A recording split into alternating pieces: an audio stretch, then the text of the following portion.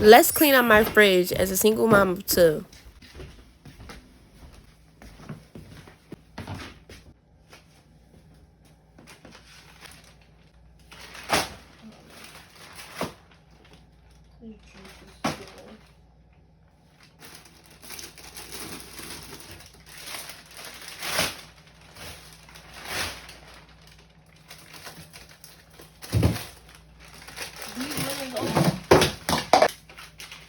Yo, I risked my life cleaning out this fridge. I opened one container and instantly saw my whole life flash before my eyes. The smell punched me so hard in my chest, I thought I was going to need CPR. I'm standing there debating, do I throw it out or just throw the whole fridge away? Then my daughter going to walk in and say, Mom, that food look older than me. At this point, them leftovers wasn't even leftovers. They was ancestors.